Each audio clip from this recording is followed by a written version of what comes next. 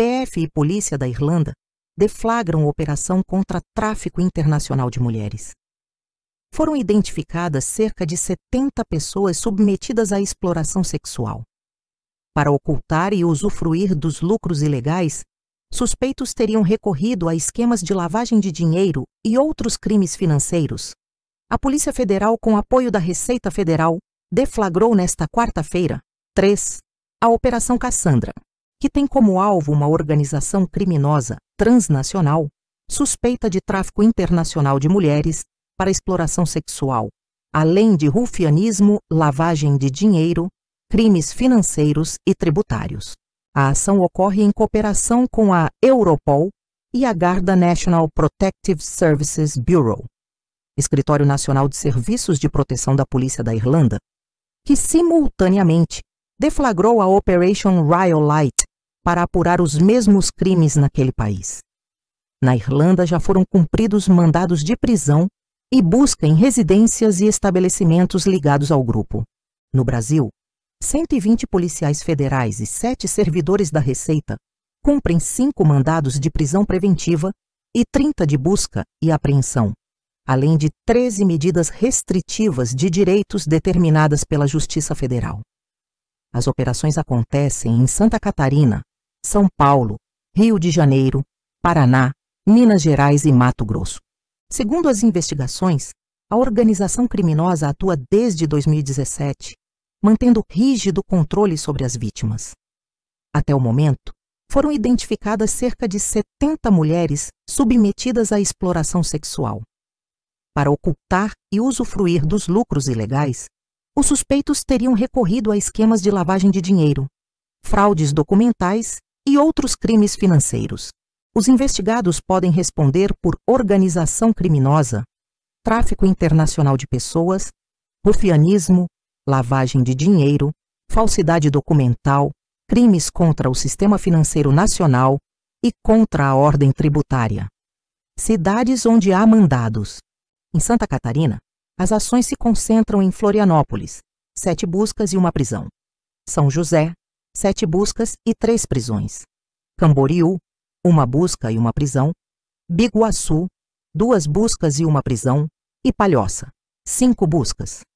Também há mandados em São Paulo, capital, Franca e Barueri, Rio de Janeiro, capital, incluindo 1 prisão, Curitiba, PR, Cuiabá, MT e Belo Horizonte, MG. Muito obrigado por acompanhar a Folha Rondoniense.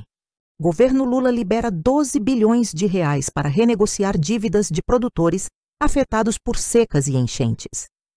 Medida prevê até 9 anos para pagamento e juros reduzidos, que variam de 6% a 10% ao ano. O presidente Luiz Inácio Lula da Silva, PT, assinou nesta sexta-feira, 5, uma medida provisória, MP, que libera 12 bilhões do Tesouro Nacional para a renegociação de dívidas de pequenos e médios produtores rurais atingidos por secas e enchentes nas últimas safras. A iniciativa beneficia agricultores com perdas significativas de produção em municípios que decretaram estado de calamidade ao menos 2 vezes nos últimos 5 anos. Segundo o governo, não se trata de perdão, mas de renegociação responsável. Os produtores terão até 9 anos para quitar os débitos, com 1 ano de carência para reorganizar a atividade e retomar o plantio.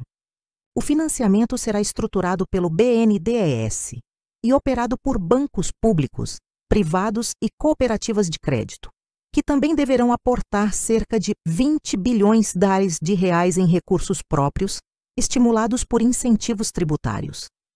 As taxas de juros serão inferiores às do mercado, variando de 6% ao ano para pequenos produtores, 8% para médios e 10% para os demais. Os limites de crédito vão de 250 mil para o Pronaf até 1,5 milhão reais no Pronamp e 3 milhões de reais para outros produtores. O Conselho Monetário Nacional definirá a regulamentação final, incluindo tetos e parâmetros de acesso. O risco de crédito ficará integralmente com as instituições financeiras. Obrigado por acompanhar a Folha Rondoniense.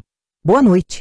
CPI do INSS aprova requerimentos que miram o sindicato de irmão de Lula.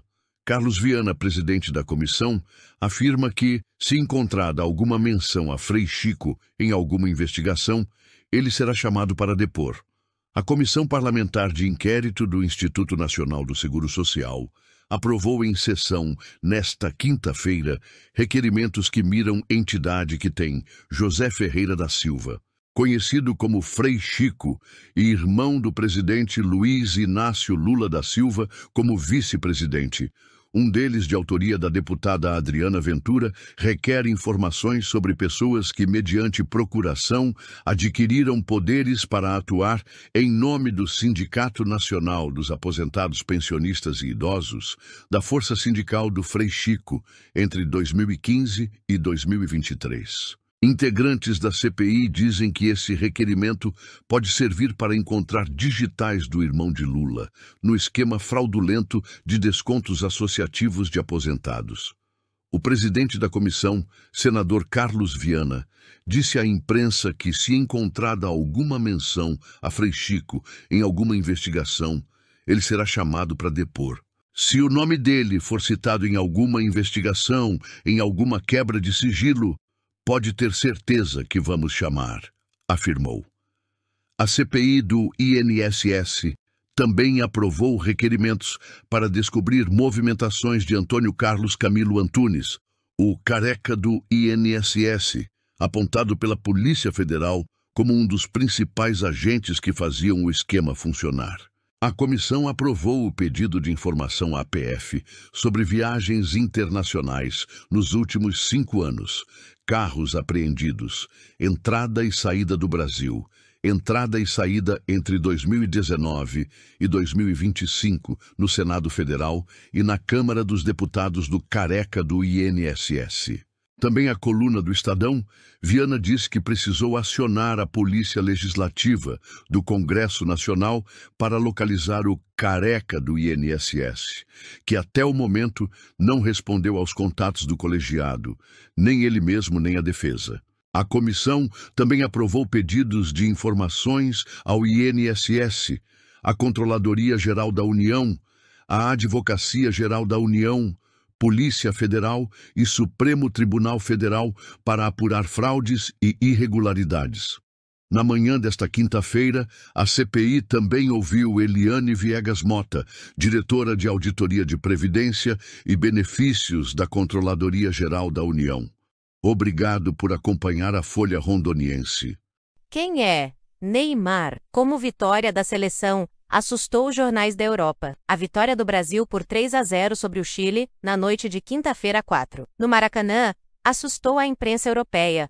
Um dos grandes elogiados foi Estevão, autor do primeiro gol na partida. O jornal espanhol chamou o atacante de jogador de videogame. Estevão não é um jogador de videogame, só por sua imensa habilidade para levantar o espectador do sofá. Ele é porque avança cada vez que joga, e em um ritmo frenético. Não corre, supera níveis, não negocia, ativa truques. E, com apenas 18 anos, já superou mais desafios que muitos veteranos em suas carreiras, escreveu. O jornal italiano Gazzetta dello Sport foi ainda mais longe, e em sua manchete, fez uma espécie de provocação.